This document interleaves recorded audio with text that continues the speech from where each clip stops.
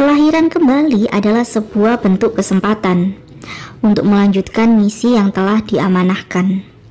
Dan hal tersebut tentu akan memberi pilihan untuk menjadi pribadi yang benar-benar kita inginkan. Walaupun setiap orang pasti memiliki hal untuk dikeluhkan, namun kita harus yakin tidak ada masalah yang tidak bisa diselesaikan.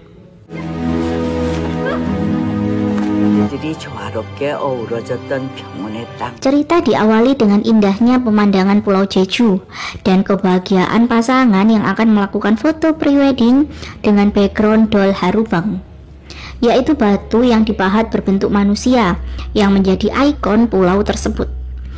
Namun hal mengerikan terjadi karena dua sosok gaib muncul dari batu tersebut dan merasuki pasangan itu. Calon pengantin wanita pergi dalam sosok mengerikan yang merasukinya.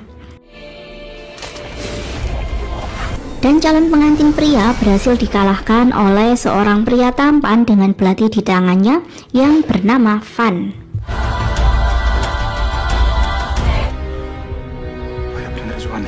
Di tempat berbeda, sebuah tanda akan terjadinya hal buruk terlihat dari sebuah lukisan ramalan suci yang sepertinya mengeluarkan darah.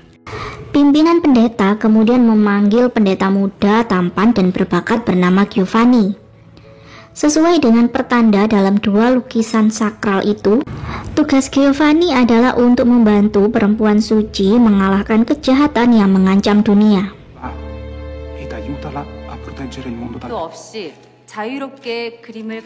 Di tempat berbeda, seorang wanita cantik bernama Won Minho yang menjadi calon pewaris grup konglomerat Daehan sedang mendapatkan masalah karena anggota keluarganya ingin menghalangi dirinya untuk menjadi pewaris grup keluarganya.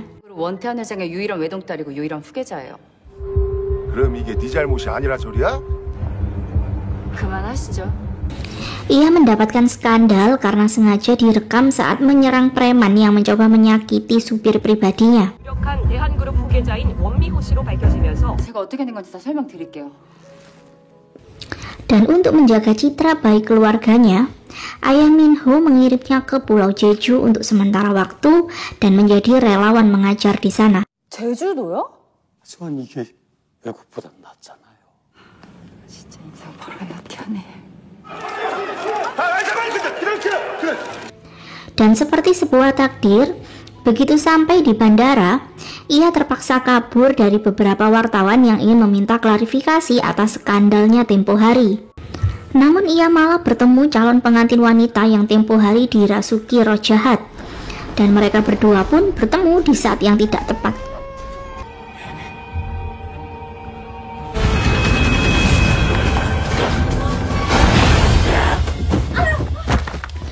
Setelah kejar-kejaran yang sangat melelahkan, Minho pun berhasil bersembunyi sementara waktu dari serangan monster itu. Hingga kemudian sosok pria berbaju hitam pun datang dan melumpuhkan monster tersebut dengan begitu heroiknya. Pertemuan Minho dan Fan pun dimulai.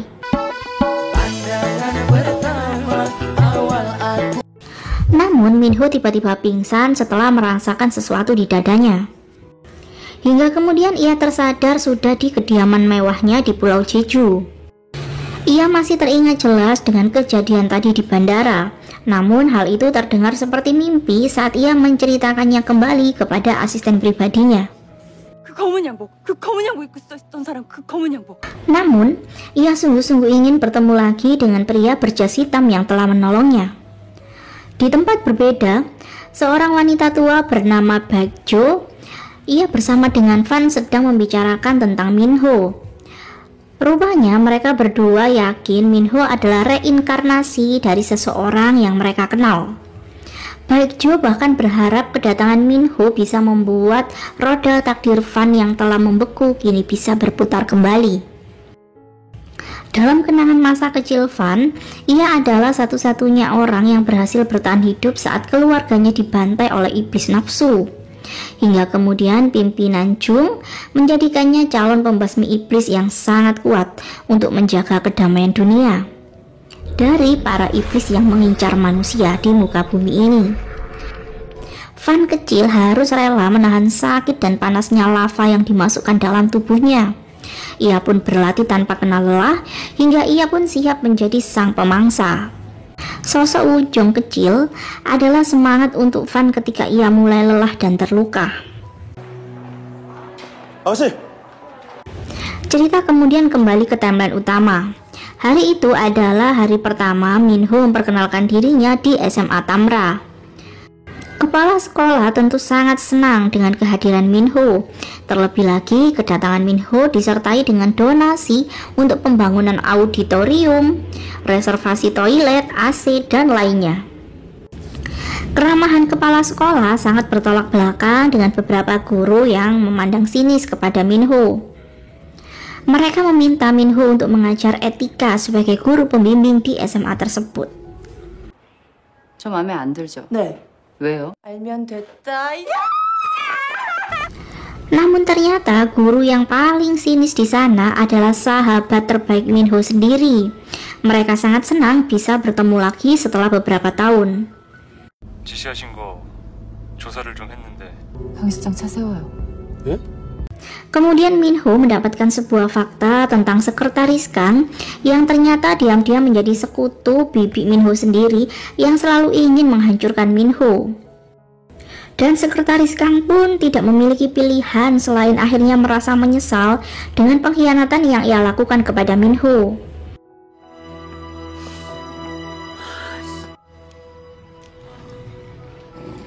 Namun tiba-tiba iblis nafsu datang dan merasuki sekretaris Kang, dan ia pun mulai mengincar Minho. Hingga kemudian pria tampan berjas hitam pun datang lagi untuk menghajar iblis tersebut.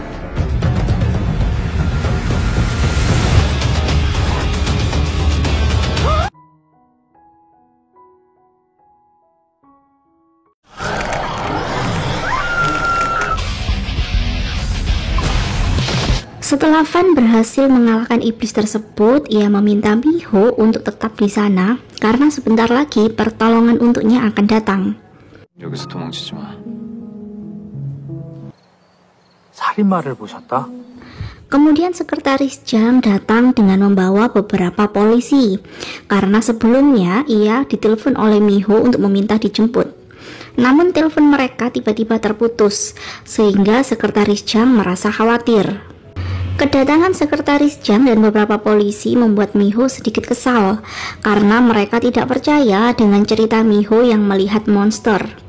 Ia meminta sekretaris Jang untuk segera menelpon ayahnya agar ia mengiriminya jet pribadi untuk menjemputnya kembali ke Seoul. Hingga kemudian Minho memilih untuk diam-diam melarikan diri menuju bandara. Namun hawa jahat terlihat mengikutinya dan kembali merasuki seseorang di sana. Petugas bandara yang mendapatkan instruksi pun mempersilahkan Minho untuk menunggunya di kantor keamanan terlebih dahulu. Petugas keamanan tersebut sangat senang dan bangga bisa bertemu dengan Minho. Namun seorang petugas yang lain yang telah dirasuki oleh iblis jahat tiba-tiba datang dan menyerang Minho. Ia seperti ingin mengincar sesuatu yang bercahaya yang ada di dalam tubuh Minho.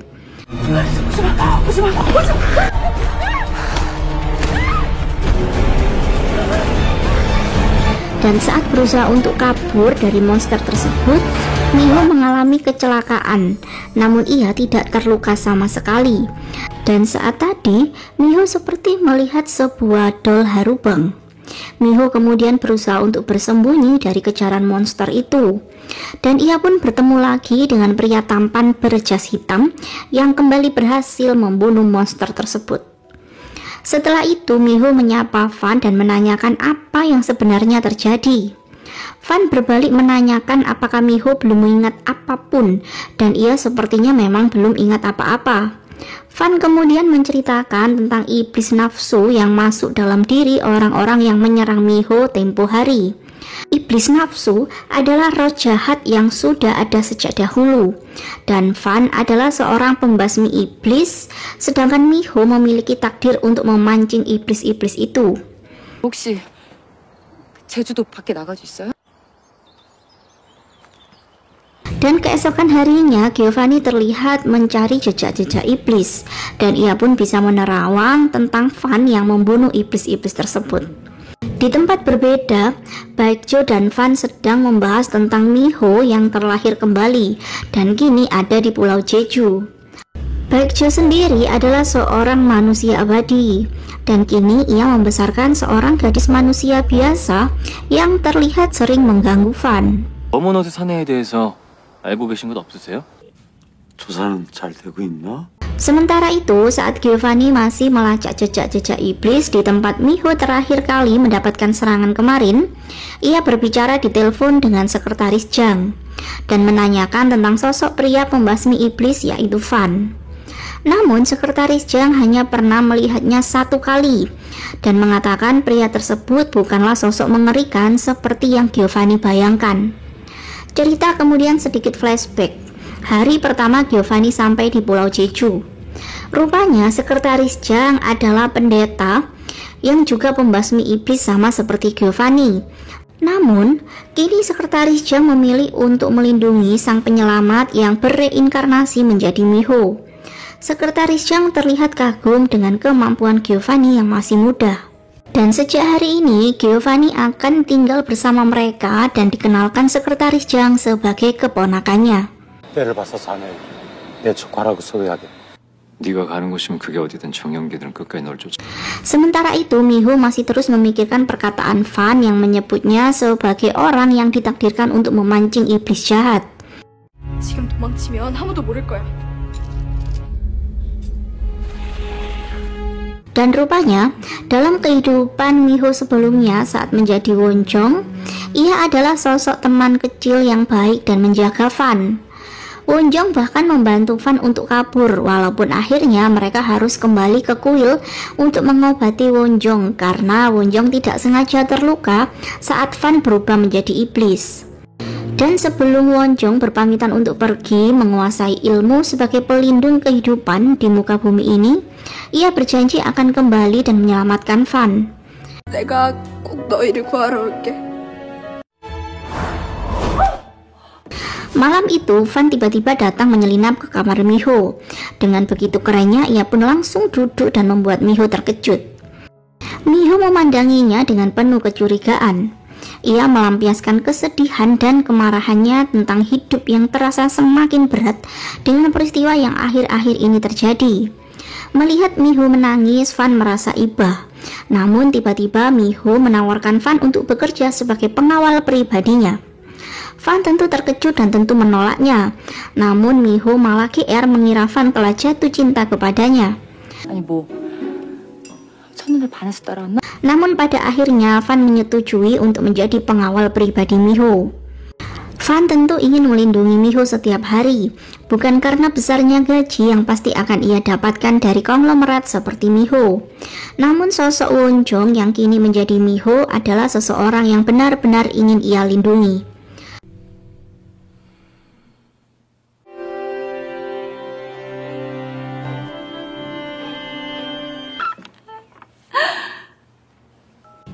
Dan keesokan harinya, Miho terbangun dengan sangat senang karena kecemasannya telah menghilang. Sementara itu, Fan masih terbayang-bayang dengan peristiwa mengerikan dahulu saat ia berubah menjadi iblis dan menghunuskan pedang kepada Wonjong. Hingga akhirnya ia pun tewas. Namun melihat Wonjong bereinkarnasi kembali, ia merasa lega. Terlebih lagi, Miho sepertinya telah melupakan peristiwa saat ia terbunuh olehnya. 당신이 날 잊은 걸 원망해야 할까?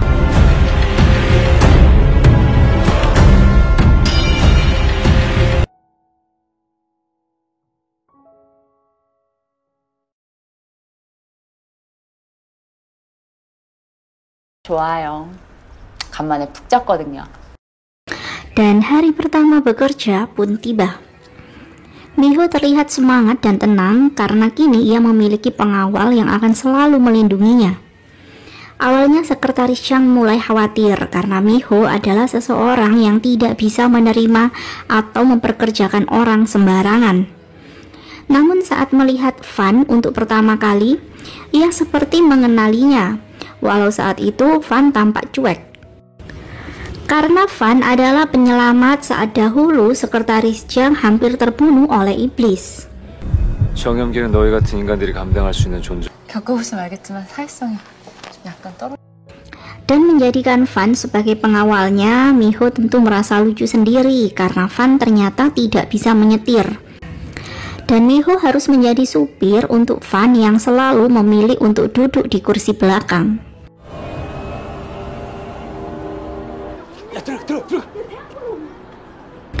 Setibanya di sekolah, Miho tentu menjadi pusat perhatian dengan mobil mewahnya. Miho meminta pengertian kepala sekolah bahwa mulai sekarang ia harus selalu bersama dengan pengawal pribadinya. Kedekatan Miho dan Van mulai terjalin, walau Van terlihat sangat dingin dan Miho sangat pencilaan.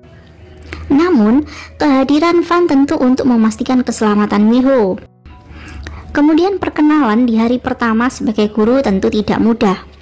Beberapa siswa menggoda kesabaran Miho karena mereka tahu siapa sebenarnya Miho. Dan saat itu ada seorang siswi bernama Yomji yang memilih untuk absen dan memutuskan untuk pulang lebih dulu. Yomji kemudian pergi menemui temannya yang bernama Sureon, yang beberapa hari ini ia tidak masuk sekolah karena menjadi korban kekerasan dari pacarnya sendiri. 왜 이렇게 순진하냐? Sureon tidak berani melawan pacarnya karena ia terus mengancamnya dengan beberapa foto tidak senonoh yang ia ambil. Sedangkan Yomji sangat ingin membantu Sureon untuk melawan pacarnya yang psycho itu. 그래서 필요해요, 선생님이.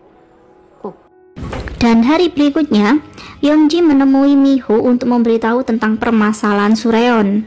Karena merasa tidak memiliki bukti sehingga Sureon pun tidak bisa melaporkan hal tersebut ke polisi. Namun Miho merasa itu bukan wewenangnya. Bahkan sekalipun ia memiliki kekuasaan, ia tetap tidak bisa melakukan hal seenaknya.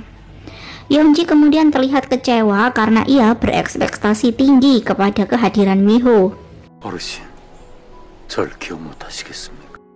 Sementara itu, sekretaris Jang menemui nenek Baekjo. Awalnya nenek Baekjo sedikit lupa karena sekretaris Jang bertambah tua.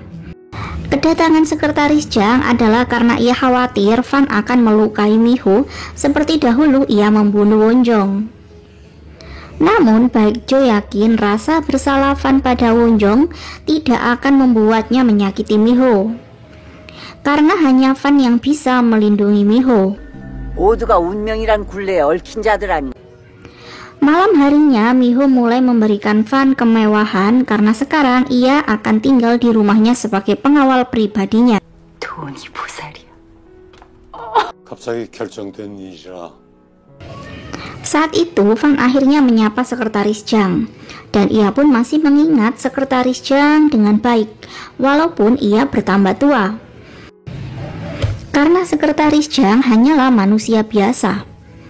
Sekretaris Jang menceritakan pertemuannya dengan Baekjo, dan mulai sekarang ia akan mempercayai Van sebagai pembasmi iblis yang akan membantunya melindungi Miho.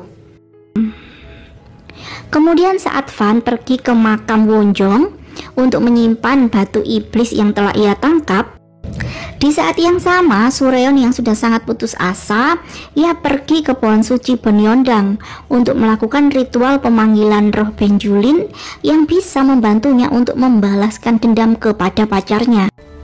본향당 식목에 깃들어 살던 신령인데. 벤줄레님을 모시고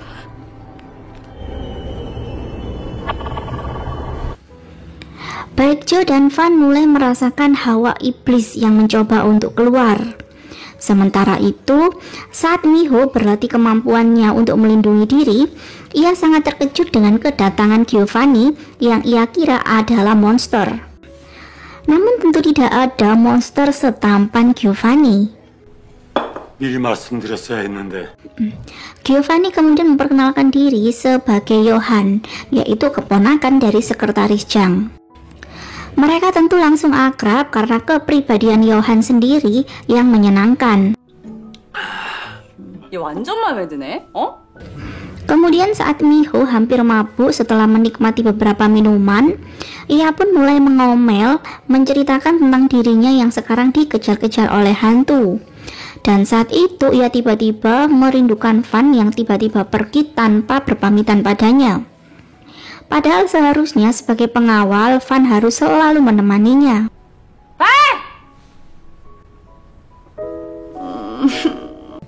Namun saat itu, Van tiba-tiba datang karena mencemaskan Miho setelah ia merasakan hawa iblis yang datang.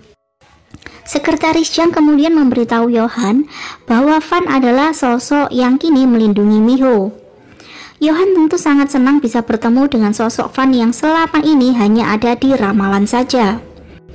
Dalam ramalan suci, Van diceritakan sebagai sosok manusia setengah iblis yang memiliki keabadian dan tampak gahar dengan suasana gelap pakaian serba hitam dengan sebuah pisau yang menjadi senjata pamungkasnya. Namun Johan tetap memilih untuk berhati-hati karena ia menganggap Van adalah iblis nafsu yang mencoba untuk menjadi manusia. Namun Van tentu tidak terlalu peduli dengan kecurigaan Johan padanya. Keesokan harinya, Miho sangat terkejut melihat kealiman Johan. Ia tidak menyangka bahwa Johan adalah seorang pendeta.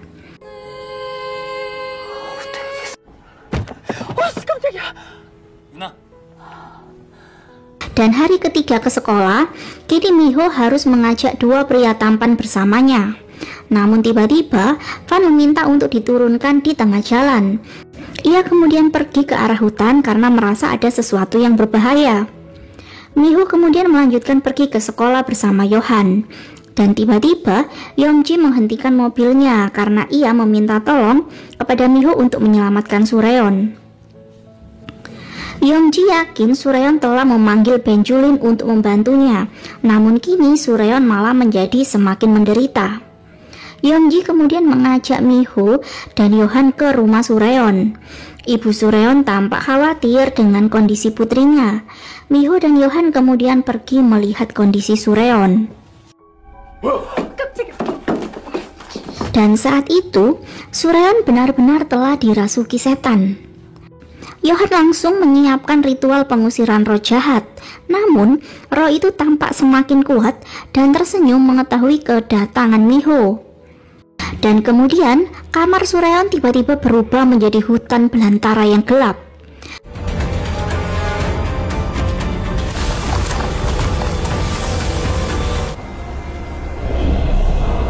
Di tempat berbeda, Van menemukan bekas pohon tempat Benjulin bersembunyi selama ini telah hilang.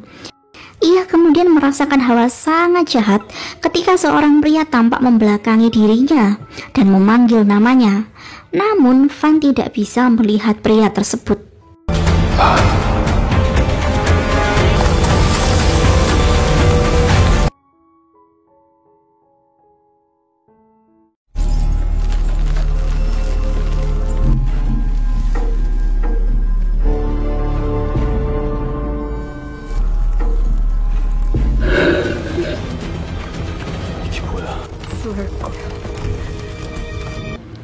Dan kini, Sureon telah menjadi tawanan iblis Benjulin yang bersiap untuk menuntut balas.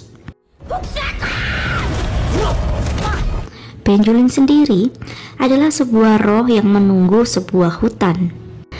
Namun sepertinya Benjulin terkena hawa iblis jahat, sehingga dalam wujudnya seperti monster pohon raksasa, kini ia pun melukai Miho dan yang lainnya.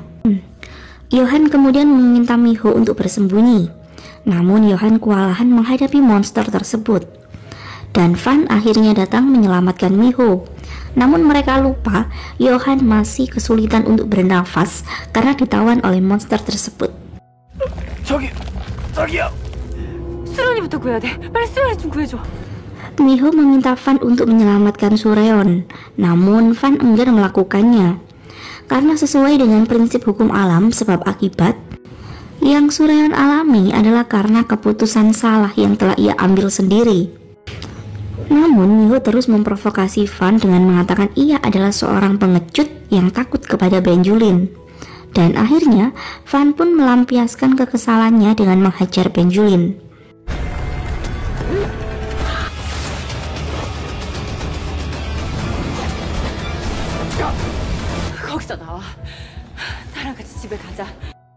Sementara itu, Miho menyelamatkan Sureon dengan menyadarkan bahwa menyerahkan hidupnya kepada iblis untuk balas dendam adalah keputusan yang sangat salah. Miho berjanji ia akan membantu Sureon menghukum pria brengsek yang telah menghancurkan hidupnya menjadi seperti ini. Namun Benjulin tentu tidak akan mudah melepaskan Sureon, dan Miho secara tiba-tiba ia tidak sengaja mengeluarkan kekuatan yang ada di dalam dirinya hingga membuat orang-orang merasakan kekuatannya yang sangat besar itu.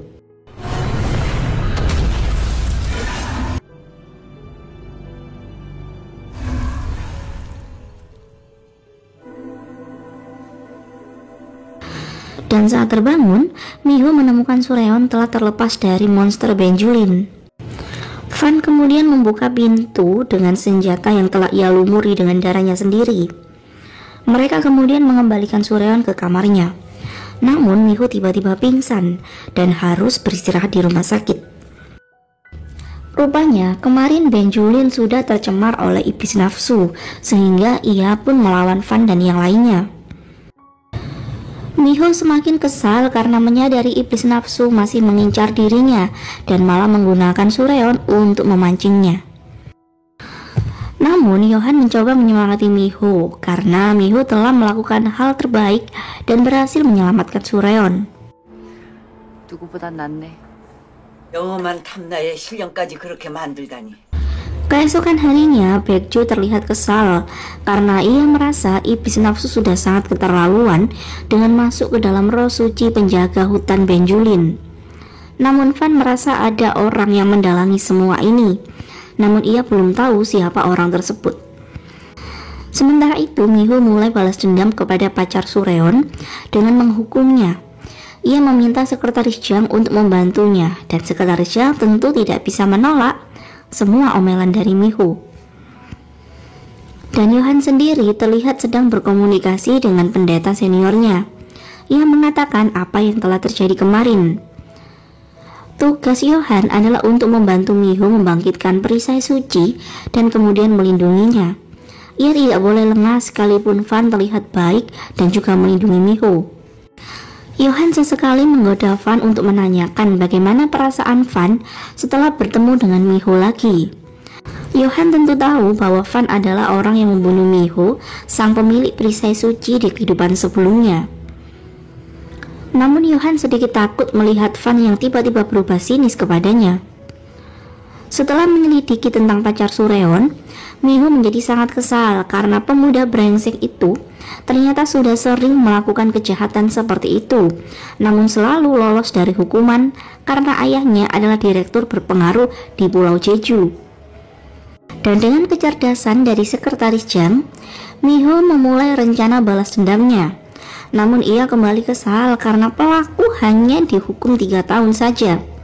Dan setelah mendengar bahwa pelaku akan menemui Sureon untuk kesepakatan damai, Miho pun langsung menyusulnya ke rumah sakit. Ia pun tidak sanggup menahan emosi karena pemuda itu masih saja tidak sadar akan kesalahannya dan meremehkan Sureon. Pukulan dan tendangan pun diberikan Miho sebagai hadiah untuk pemuda cabul itu. 꽉 잡아라. 이거 한정판이다. 그 아이고야. Melihat tidak ada penyesalan dalam diri pemuda cabul itu, membuat Van memutuskan untuk memanggil roh Benjulin untuk memberi pelajaran kepada mantan pacar Sureon tadi. Dan setelah itu, Benjulin pun menyapa mantan pacar Sureon sampai membuatnya kaget setengah mati. Dan Sureon pun akhirnya tersadar dari komanya setelah dendamnya telah terbalaskan oleh Benjulin. 잘 왔다. 험나구가 있는 동네에 제일 큰 어르신이고.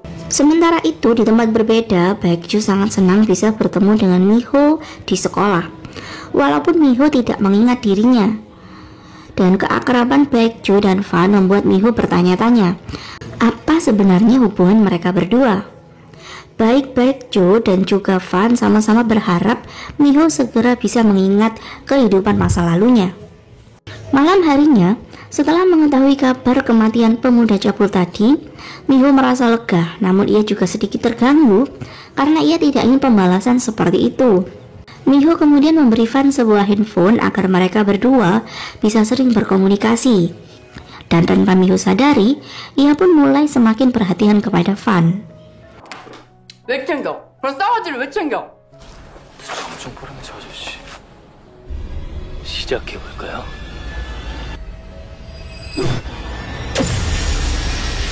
Sementara itu, Johan tiba-tiba mengajak Van untuk berduel dan saling menguji kekuatan. Pertarungan manusia dan manusia abadi pun dimulai.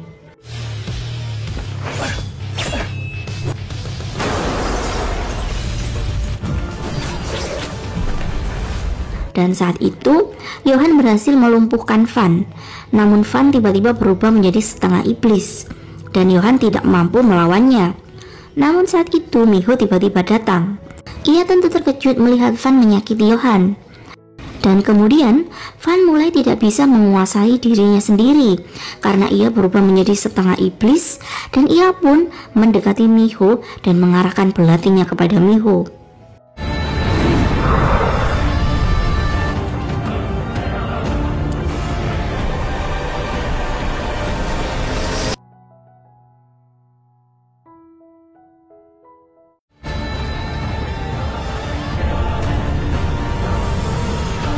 Van mulai kehilangan kendali dan tidak bisa menguasai dirinya.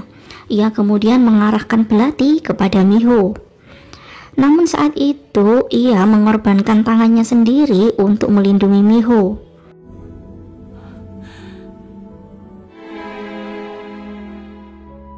Setelah ia mulai tersadar, Van pun langsung pergi.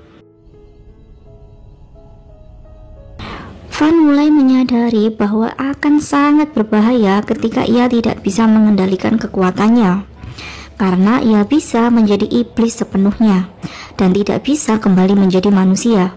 넘어가 버리면 어쩌나 싶어 조마조마해. 어떻게 된 건가? Johan dan Sekretaris Jang semakin khawatir dengan keselamatan Miho.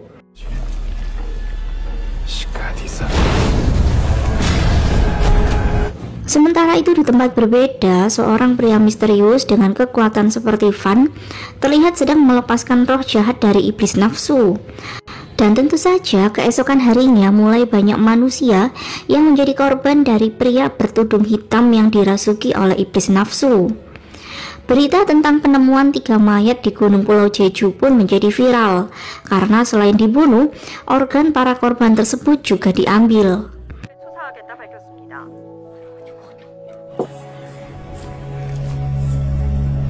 Sementara itu, Miho terlihat pergi ke hutan Jeju seorang diri. Ia sengaja membawa kotak P3K karena ingin mencari Van yang sedang terluka karena peristiwa kemarin malam. Dan Van pun terkejut melihat senyum indah Miho yang tiba-tiba ada di sana. Van kemudian menyuruh Miho untuk pergi karena ia telah berusaha untuk membunuhnya kemarin malam. Namun Miho tentu tidak mau karena ia hanya ingin mengingat bahwa Van telah berkali-kali menyelamatkan dirinya. Namun Miho mulai kesal karena Van terus mengusirnya. Hingga Miho pun memilih pergi karena ia merasa masih punya harga diri. Dan Miho mengatakan tekad Van sangat rapuh, dan Van terlihat sedih setelah mengusir Miho. Dan sesampainya di rumah, Sekretaris Jang memutuskan untuk meminta Johan menjadi pengawal pribadi Miho mulai hari ini. Dan Miho pun tidak bisa menolak karena Van telah memilih untuk menjauhinya. Namun ia belum bisa melepaskan bayang-bayang Van yang selama ini menjadi pengawal pribadinya. Dan tentu saja sosok Johan yang tampan seperti idol berhasil mencuri perhatian semua siswa di sana. Miho memberi semangat kepada Sureon yang mulai kembali bersekolah. Sementara itu di tempat berbeda, Baekjo mengobati luka di tangan Van. Namun luka di hati Van yang kecewa pada dirinya sendiri karena tidak bisa mengendalikan diri dan mencoba untuk membunuh Miho membuatnya semakin sedih. Dan ia pun memutuskan untuk menjauhi Miho, namun tetap melindunginya walau tidak bisa seperti dahulu. Baekjo menasihati Van untuk tidak lagi menghukum dirinya dengan penyesalan atas dosa dan kesalahan yang pernah ia lakukan kepada Moonjong. Rupanya alasan Van selalu memakai baju hitam adalah ia selalu berduka atas kematian Moonjong. karena takdir kehidupan abadi yang ia terima terasa seperti hukuman kekal untuknya. Kemudian Johan mendapatkan kabar baik tentang kakaknya yang selama ini ia cari-cari, karena mereka telah terpisah sejak kecil saat diadopsi dari panti asuhan. Namun kehidupan kakak Johan terlihat lebih berat. Ia bekerja sebagai pelayan di sebuah kapal dan sering direndahkan oleh teman-temannya. Sementara itu, iblis nafsu yang dilepaskan oleh pria misterius mulai mencari mangsanya tanpa ampun. Dan ia pun kini tiba di tempat kakak Johan bekerja. Kakak Johan tentu dalam bahaya setelah dua rekannya terbunuh oleh iblis nafsu yang merasuki manusia. Dan seorang pria misterius sengaja mencabik-cabik salah satu korban tersebut dengan belati miliknya.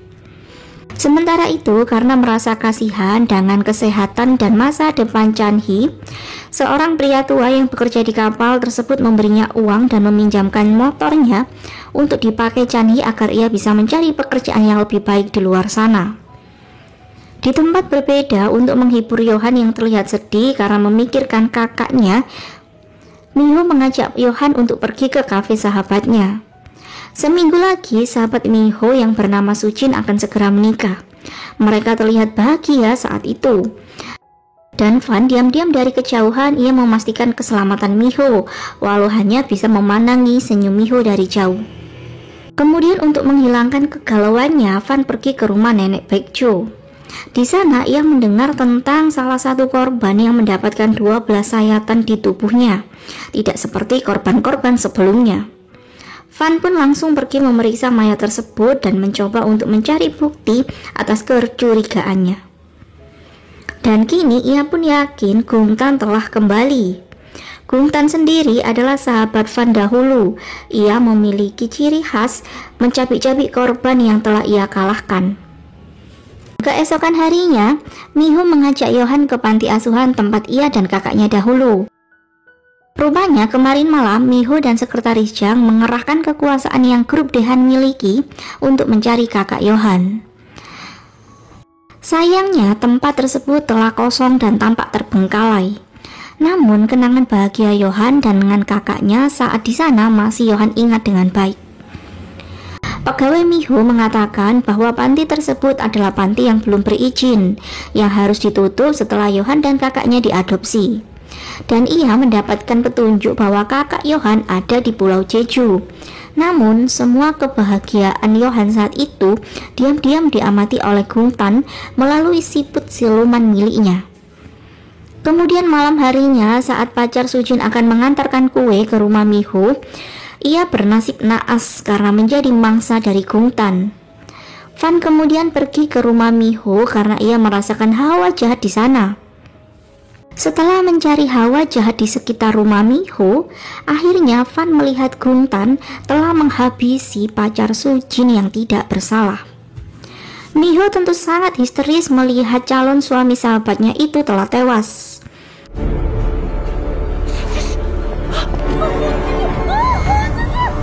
Sekretaris Jang mencoba untuk menenangkan Miho, sementara Fan langsung mengejar Gungtan.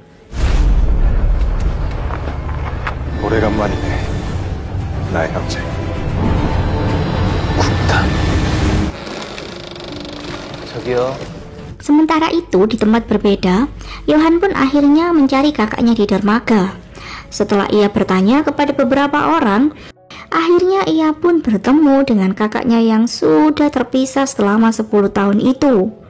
Namun saat itu kakak Johan terlihat aneh karena ia memakai jaket hitam seperti pria yang dirasuki oleh roh nafsu yang telah membantai beberapa orang akhir-akhir ini. 강찬희 씨라고. 누구?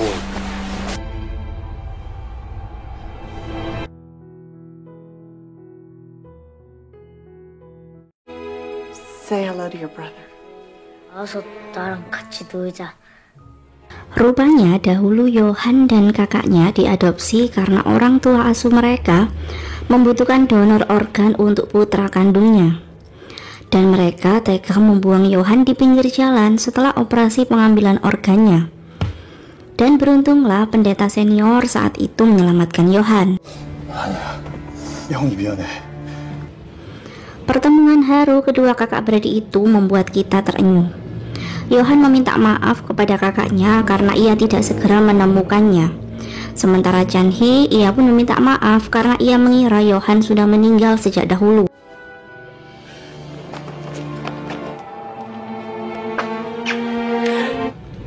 Sementara itu, Sujin sangat histeris mengetahui kematian pria yang beberapa hari lagi akan menjadi suaminya.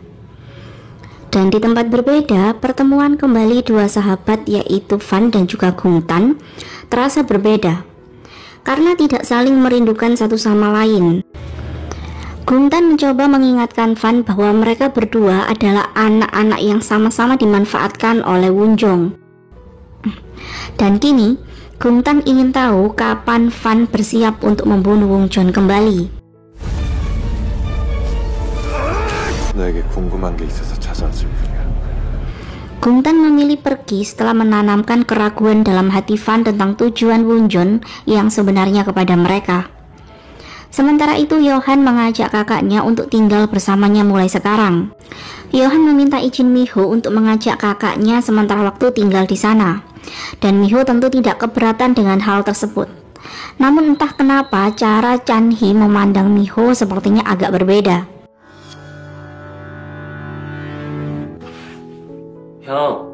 Johan masih sangat senang dan tidak menyangka bisa bertemu dengan kakaknya lagi.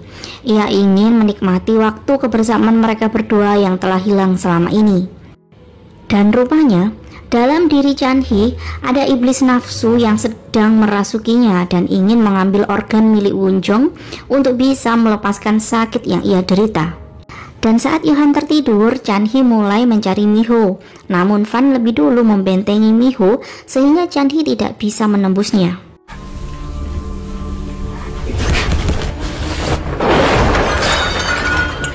Fan pun langsung menghajar Chan-hee. Mendengar keributan yang terjadi, Johan pun terbangun. Ia pun mencari kakaknya. Dan ia memilih untuk melindungi kakaknya dari Fan walaupun ia tahu ada iblis nafsu dalam diri kakaknya. Gungtan mencoba untuk menghalangi Fan yang ingin menangkap Chan-hee. Gungtan sengaja mengubah Chan-hee menjadi iblis nafsu karena dendamnya kepada Wunjong. Ia memberi Fan kesempatan sekali lagi untuk memilih ada di pihaknya. Sementara itu, Miho terkejut melihat kondisi kamarnya yang sudah sangat berantakan. Dan saat itu Johan memilih untuk berpamitan karena ia harus segera mencari kakaknya. Dan keesokan harinya, Fan terlihat sangat kesakitan menahan luka yang ada pada dirinya. Ia pun langsung pergi ke makam Wunjong, tempatnya menyembunyikan diri selama ini. Sementara itu, Miho menemui sahabatnya yang tentu sangat sedih dengan kematian calon suaminya. Miho kemudian mencari Fan di makam Wunjong. Ia ingin menanyakan tentang apa yang sebenarnya terjadi kepada orang-orang di sekitarnya. Saat itu, Miho melihat Fan dengan luka yang cukup parah.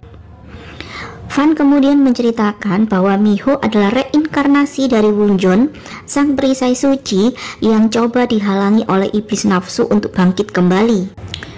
Hal inilah yang membuat Miho selalu dikejar-kejar oleh iblis nafsu untuk dibunuh. Dan saat itu, Fan memilih untuk merahasiakan bahwa tugas Fan di dunia ini adalah untuk membunuh Miho, walaupun itu akan membuatnya menanggung penderitaan atas rasa bersalahnya selama ini. Kemudian Miho telah membuat keputusan bahwa ia ingin Fan selamanya menjadi pelindung dirinya, karena Miho tidak pernah merasa keberadaan Fan adalah sebuah bahaya untuknya. Namun saat itu Fan memilih untuk pergi karena lukanya bertambah parah dan ia takut menyakiti Miho. Kemudian untuk mengetahui tentang apa yang harus ia lakukan untuk menjadikan dirinya siap melawan para iblis jahat yang sudah melukai orang-orang terdekatnya selama ini, Miho pergi mencari orang yang paling mengetahui tentang sejarah Wunjong dan ia pun bertemu dengan Baekjo. Di sana, Baekjo menceritakan tentang tugas Wunjong adalah untuk memperbaiki perisai suci yang bisa mengurung semua iblis di dunia. Sehingga para iblis sangat ingin menghalangi kebangkitan dari Wunjong. Baekjo kemudian menyuruh Miho untuk melatih menyalurkan energi yang ada di dalam tubuhnya, seperti pada saat Miho bertemu dengan Benjulin tempo hari. Dan karena Miho sudah tidak sanggup lagi melihat orang lain terluka karena dirinya, ia pun kini harus siap untuk membangkitkan Wonjon. Di tempat berbeda, Yohan masih sangat sedih dengan apa yang telah merubah kakaknya, namun ia tidak sanggup membunuh kakaknya. Padahal Chanhee sendiri merasa tidak sanggup lagi hidup dengan kondisinya seperti itu. Yohan masih memiliki keyakinan bahwa ia bisa membantu kakaknya untuk melepaskan dirinya dari iblis nafsu yang merasukinya. Sebuah ritual pengusiran iblis pun dilakukan Yohan. Ia sekuat tenaga ingin membebaskan kakaknya dari iblis jahat yang merasuki diri kakaknya.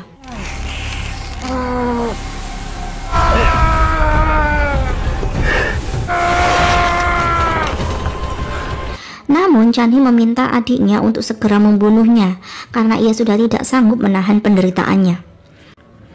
Namun Yohan tentu tidak sanggup melakukan hal itu pada kakaknya. 죽여줘.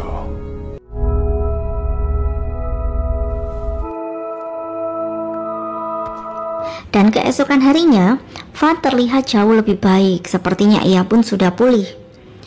Baekjo kemudian menemui Fan dan menceritakan tentang Miho yang ingin mempelajari kekuatannya untuk memperbaiki perisai suci. Kemudian Yohan datang untuk mencari Fan. Ia ingin Fan membantu kakaknya cara bagaimana bisa hidup dengan menjadi manusia setengah iblis. Namun bagi Fan itu adalah hal yang mustahil, karena Yohan tentu tahu kakaknya sudah tercemari oleh iblis nafsu. Yohan berjanji kepada Fan jika Fan membantunya namun tidak berhasil, maka ia sendiri yang akan membunuh kakaknya. 제발. 부탁이 있어요. Yohan yang tidak putus asa, ia akan melakukan apapun untuk membantu kakaknya. Ia kemudian pergi meminta bantuan Miho karena Miho tempo hari bisa melepaskan iblis nafsu dalam diri Sureon dan juga Benjulin. Miho tentu tahu ia belum sepenuhnya menguasai dan mengetahui bagaimana cara mengeluarkan kekuatannya. Namun, Miho tentu akan berusaha sebaik mungkin untuk membantu Yohan. Dan keyakinan bahwa dirinya adalah Wonjon membuat Miho semakin bersemangat. Mereka berdua kemudian pergi ke tempat ritual Chanhee. Miho memegang tangan Chanhee untuk memulai merasakan energi yang ada pada dirinya. Namun iblis nafsu dalam diri Chanhee tiba-tiba semakin besar dan ingin membunuh Miho. Dan Yohan saat itu memilih untuk mengorbankan dirinya sendiri untuk melindungi Miho. Hingga kemudian Fan yang belum pulih sepenuhnya, ia pun melawan iblis itu, namun ia sedikit kewalahan. Dan melihat kekacauan semua itu, Yohan tidak ada pilihan lain selain harus menghunuskan pedang suci ke jantung kakaknya sendiri.